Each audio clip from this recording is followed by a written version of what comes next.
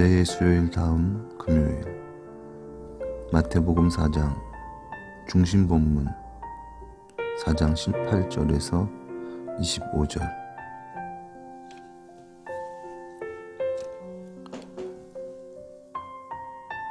예수께서 갈릴리 해변을 따라 걸으시다가 두 형제 곧 베드로라고 불리는 시몬과 그의 형제 안드레를 보셨다. 그들은 어부로 바다에 그물을 던지고 있었다. 예수께서 말씀하셨다. 나를 따라오너라. 내가 너희를 사람 낚는 어부가 되게 하겠다. 그들이 즉시 그물을 버리고 예수를 따랐다. 그가 더 가시다가 다른 두 형제 곧 세베대의 아들 야고보와 그 형제 요한을 보았다. 그들은 그들의 아버지 세베대와 함께 배 안에서 그물을 깁고 있었다. 그가 그들을 부르셨다. 그들은 즉시 배와 그들의 아버지를 떠나서 예수를 따랐다. 그가 온 갈릴리를 두루 다니며 그들의 회당에서 가르치시고 왕국의 기쁜 소식을 공포하고 백성 가운데 모든 병과 모든 약함을 고치셨다. 그에 관한 소문이 온 수리아 지방에 퍼졌다. 사람들이 다양한 종류의 병과 질환으로 고통을 받는 모든 사람들과 귀신 들린 자, 간질하는 자, 중풍 병자들을 데려왔고 그는 그들을 고치셨다. 갈릴리와 데가볼리와 예루살렘과 유대와 요단강 건너편에서 온 수많은 무리가 그를 따랐다. 아멘.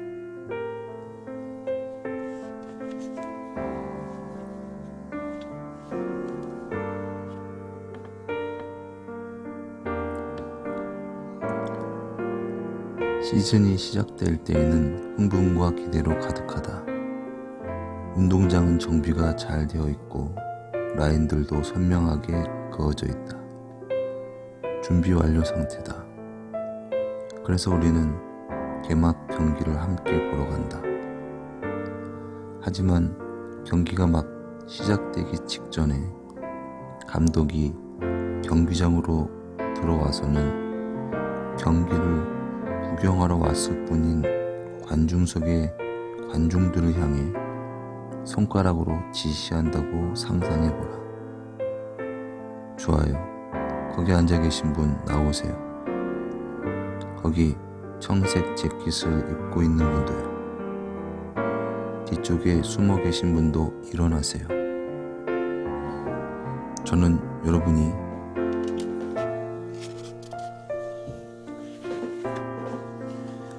이 팀에서 뛰었으면 좋겠습니다. 당신은 그 다음 차례로 나를 부르면 어쩌나 하고 관중 속에서 조마조마해 할 것이다. 그런데 갑자기 방금 이름이 불린 사람들이 급히 경기장으로 뛰어내려가고 경기가 시작된다.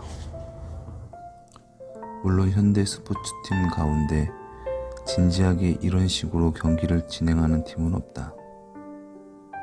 설령 그런 일이 벌어진다 해도 그 팀은 많은 경기를 패하게 될 것이다. 하지만 바로 이게 이상한 점이다. 하나님께서 마침내 돌아오셔서 하늘의 통치를 땅에 수립하려고 하실 때의 모습이 정확히 그런 식이었다. 자신은 구경꾼에 불과하다고 생각하고 있던 많은 사람들이 갑자기 경기장에서 뛰고 있는 자신을 발견하게 되었다. 이야기가 진행됨에 따라 우리가 알게 된 바는 관중석에 끌려 내려져 경기를 뛰게 된 현대의 관중들과 마찬가지로 그들 역시 준비가 채 안 된 상태이며 경기를 뛰기에 적합한 사람들도 아니었다는 사실이다. 하지만 그게 바로 하나님이 원하시는 일의 방식이었던 것으로 보인다.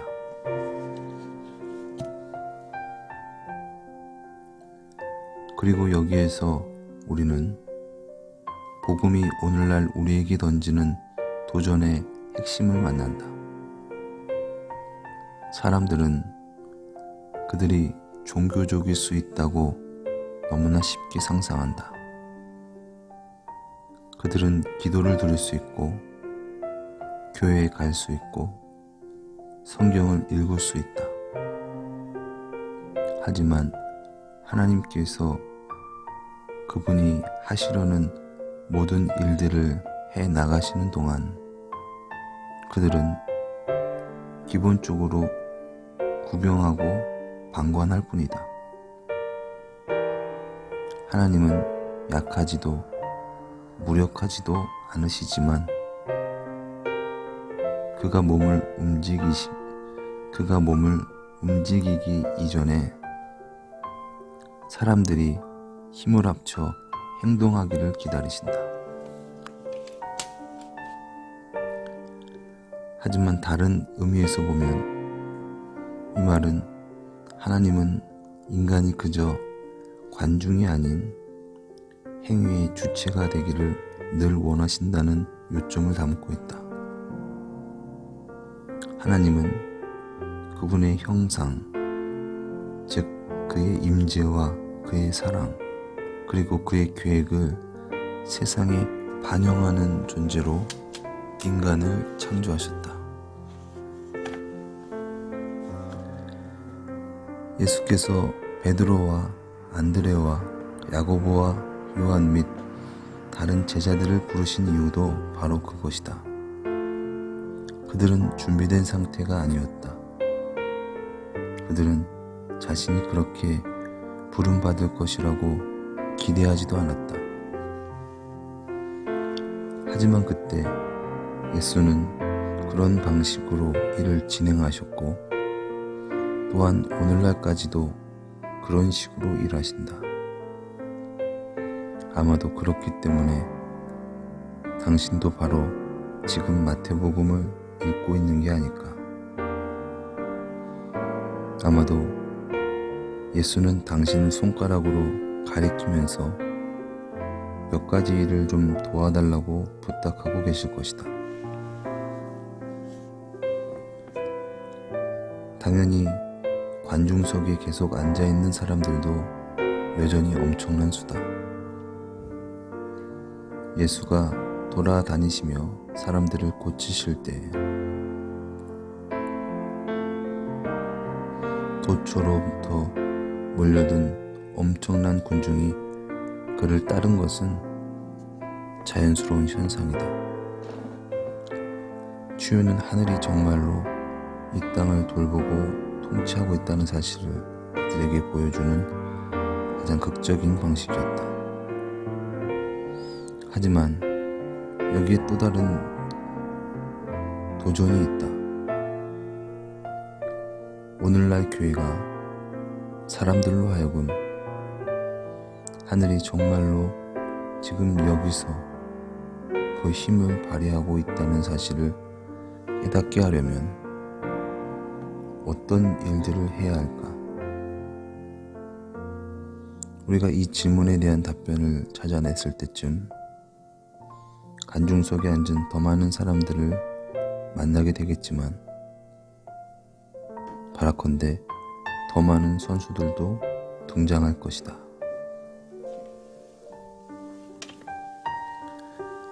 오늘의 기도. 은혜로우신 주님, 당신과 함께 일하도록 우리를 부르실 때에 우리가 준비된 마음으로 기꺼이 응답할 수 있도록 우리를 도우소서. 예수님의 이름으로 기도드렸습니다. 아멘.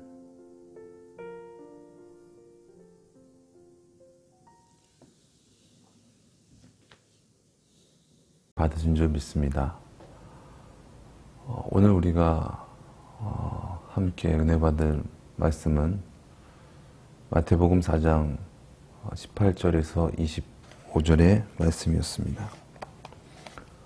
먼저 마태복음 4장의 이 전반적인 내용은 예수님께서 성령에 이끌리시어 광야에서 40일 금식 기도를 하신 후에 이제 마귀에게 시험을 받으시는 내용이 나오죠. 그때 예수님께서 이 마귀를 내어 쫓으시고 마귀를 이기십니다. 이 세상은 하나님의 뜻보다는 마귀의 뜻에 굴복하고, 그래서 이 세상의 것을 추구하는 그러한 세상인데, 예수님께서는 그러한 세상에 오셔서 그렇게 살아가는 것이 아니라 진정 하나님의 나라의 백성, 천국에 대해서 말씀하시면서 이 천국 복음을 증거하셨죠. 그리고 이제 예수님께서 이사야서의 예언에 따라서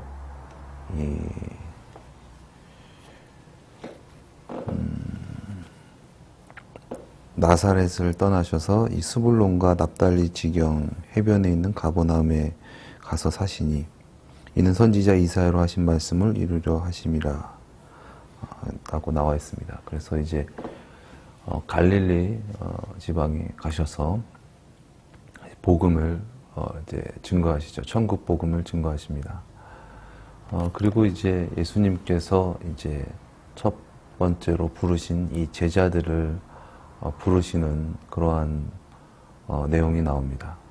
그래서 어부였던 이 베드로와 또 안드레, 또 세베대의 아들 또 야고보와 요한을 이제 부르십니다. 부르시기 전에 예수님께서 그들을 보시면서 나를 따라오너라 라고 말씀하시고, 내가 너희를 사람 낚는 어부가 되게 하리라 라고 말씀하셨습니다. 우리가 이 세상 살아갈 때 물고기를 잡는다라는 것은 이 세상에서 이 세상의 가치를 위해서 물고기를 잡고 또 물고기를 잡아 팔아서 또 그렇게 살아가는 어떤 생계의 어떤 전형적인 모습을 하고 있습니다. 그런데 예수님께서는 물고기를 잡는 사람이 이제는 사람을 낚는, 여기서 낚는다라는 것은 뭔가 이렇게 미혹하고 사기치는 그런 말씀이 아니죠. 사람을 구원하는, 그러니까 이 세상에서의 이 세상의 가치관으로 사는 사람들을 천국 백성으로, 천국의 가치관으로 사는 사람으로 구원하는 그러한 업으로 내가 너희를 만들겠다라고 말씀하십니다. 이 톰 라이트 목사도 그런 말씀을 했지만, 하나님께서는 사람을 사용하실 때 그 사람을 부르시고 또 부르시고 나서 그 사람을 훈련시키고 그래서 훈련시킨 후에 사용하시는 것을 볼 수 있죠. 그래서 우리가 하나님께 나아갈 때 명심해야 할 것은, 하나님 그래도 이것이 좀 있어야 되지 않겠습니까? 이렇게 해야 되지 않겠습니까? 인간적인 생각을 내려놓고 그냥 하나님께 나아가면 하나님께서 우리를 훈련시키시고 우리를 갈고 닦으셔서 하나님께서 우리를 하나님의 능력으로 우리를 새롭게 하시고 사용하여 주실 줄 믿습니다. 아무튼 예수님께서 이제 그 제자들을 부르시고 이제 사람 낚는 어부로서 사용하시겠다라고 이제 그들을 부르시고 그들은 그들의 생업을 내려놓고 예수님을 따릅니다. 그리고 나서 이제 예수님께서 이제 그 각처에 다니시면서 회당에서 또 각처에서 천국 복음을 증거하시면서 또 이 각색 병자들을 고쳐주시죠. 그리고 나서 이제 많은 사람들이 예수님께 몰려들고 또 예수님을 많이 따랐다라는 말씀이 오늘 우리가 함께 읽은 본문이고 또 마태복음 4장의 전반적인 내용입니다. 여기서 우리가 바라볼 수 있는 핵심 키워드는 소명인 것 같습니다. 부르심, 하나님의 부르심. 내가 이 세상 살아갈 때 나는 어떤 일을 하면서 살아가야 될 것인가? 하나님께서 나를 어떻게 사용하실까? 어떻게 살아가는 것이 진정 하나님께서 나를 부르신 그 일 가운데 살아가는 것일까? 무엇이 사명일까에 대한 부분들을 우리가 생각해 보아야 할 것입니다. 물론 모두가 다 성직자가 되고 목사가 되고 그런 것이 하나님의 부르심이 아니겠죠. 하나님께서는 진정 하나님의 자녀로서 우리를 부르시는 줄 믿습니다. 진정 하나님의 자녀로서 세상의 가치관으로 살아가는 것이 아니라 세상의 가치관을 얻기 위해서 우상에게 절을 하고 사단의 미혹에 넘어가면서 죄 가운데 살아가는 것이 아니라 진정 천국 백성으로서 살아가기 원하고 또한 천국 백성으로서 또 많은 사람들을 구원하는 그러한 삶을 살아가게 하시는 것이 하나님이 우리를 부르신 목적인 줄 믿습니다. 우리가 하나님께 진정 그 부르심에 응답하고 그렇게 주님께 쓰임 받으려면 진정 우리가 하나님으로 말미암아 구원을 받아야 됩니다. 그러나 구원은 우리에게 있는 것이 아니죠. 구원은 오직 예수님께 있습니다. 그래서 우리가 진정 이 땅에서 구원을 받고 하나님의 소명을 이루며 살아가기 위해서는 먼저 예수님을 따라야 된다는 것입니다. 예수님을 따른다는 것은 세상도 따르고 세상의 가치관을 가지고 예수님을 따르는 것이 아니라 온전히 예수님을 따르는 것입니다. 내가 가진 것, 내가 있는 것, 그 모든 것들을 내려놓고 온전히 주님을 따라갈 때 온전히 주님의 뜻이 이루어지는 줄 믿습니다.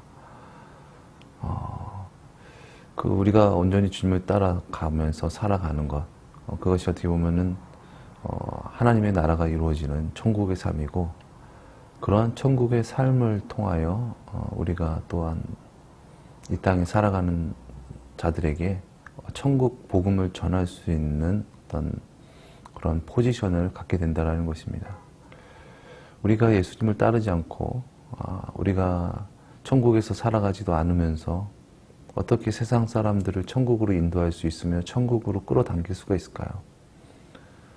우리가 진정 하나님께서 원하시는 그러한 소명을 우리가 이루기 위해서는 먼저 우리가 늘 주님 안에서 살아가는 것이 중요하다는 것입니다. 주님 안에서 우리가 진정 참된 우리의 소명을 발견하고 또 이 세상 속에서 살아가면서 진정 하나님의 가치관으로 예수 그리스도의 구원받은 자의 삶을 살아서 이 땅 가운데 진정한 복음을 증거하는 저와 여러분 되시기를 예수님의 이름으로 축원드립니다. 기도하시겠습니다. 사랑의 주님, 우리에게 진정한 천국 복음을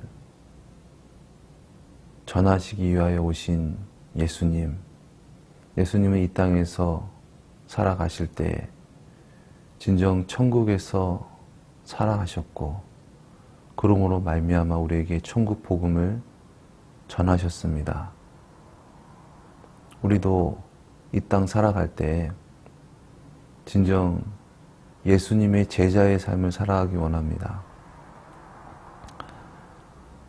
그냥 예수님을 일하시는 것만 바라보는 자가 되는 것이 아니라, 관망하는 자가 되는 것이 아니라 진정 예수님과 함께 동행하며 또한 예수님처럼 그렇게 살아갈 수 있는 우리가 되어지기를 원합니다. 그리하여서 예수님께서 우리를 부르신 그 소명이 이루어지게 하시고, 진정 예수님의 팬이 아닌 예수님의 제자가 되게 하시고, 우리의 신앙이 단순한 취미와 여가가 되는 것이 아니라 우리의 신앙이 생명이 되게 하시고, 그 생명으로 복음을 증거할 수 있는 우리가 되어지게 하여 주시옵소서. 세상 사람들의 시선과 세상의 가치관으로 이 세상 살아가는 것이 진정 신앙이 아니고 진정 예수님과 함께 천국에서 살아가는 것, 그리고 그 천국을 전하는 것이 우리의 신앙의 본질인 줄 믿습니다. 주님, 오늘 또 살아갈 때 진정 주님의 주되심으로 말미암아 주님과 함께 동행하고 주님의 뜻을 이루는 오늘이 되어지게 하여 주시옵소서. 존귀하신 예수님의 이름으로 기도드렸습니다. 아멘.